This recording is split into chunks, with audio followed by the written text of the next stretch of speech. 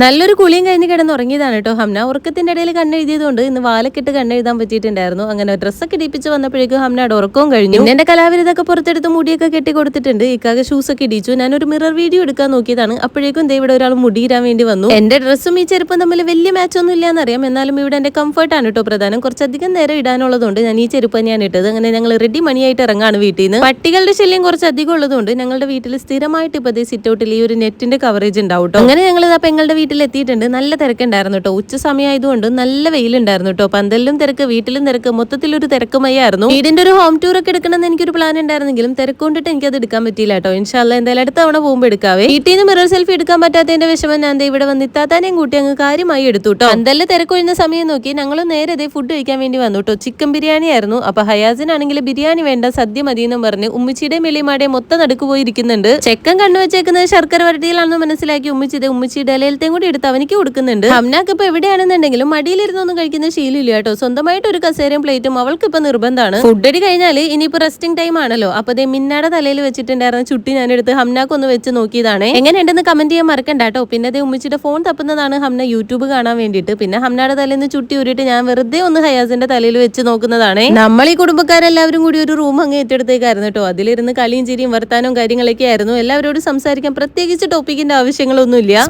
സ്പോട്ടിലാണ് കേട്ടോ ടോപ്പിക്സ് ഒക്കെ വരുന്നത് സംസാരിക്കാം. പിന്നെ ഹയാസ് ആണെങ്കിൽ വെയിലത്തെ കൂടി നടന്ന് ആകെ ഇടങ്ങേറായിട്ടുണ്ടായിരുന്നു. പിന്നെ കുറച്ചു നേരം ഞാൻ അവനെ പിടിച്ചിരുത്തിയതാണ് കേട്ടോ. അങ്ങനെ റെസ്റ്റിംഗ് ടൈം ഒക്കെ കഴിഞ്ഞു. 4:30 ചായ സമയമായിട്ടുണ്ട്. അപ്പൊ ചായയും അച്ചപ്പവും ഉണ്ടായിരുന്നു കേട്ടോ കഴിക്കാനായിട്ട്. ഈ ഒരു സമയമായപ്പോഴേക്കും തിരക്കൊക്കെ അങ്ങ് മാറിയിട്ടുണ്ടായിരുന്നു കേട്ടോ. പിന്നെ നമ്മൾ കുടുംബക്കാർ മാത്രമാണ് ഉണ്ടായിരുന്നത്. അങ്ങനെ ചായയൊക്കെ കുടിച്ച് ഇനിയിപ്പോ വീട്ടിൽ പോകാനുള്ള പരിപാടിയാണ്. അപ്പോൾ വീഡിയോ ലൈക്ക് ചെയ്യാനും സബ്സ്ക്രൈബ് ചെയ്യാനും മറക്കണ്ട. അടുത്ത വീഡിയോ കാണാവേ.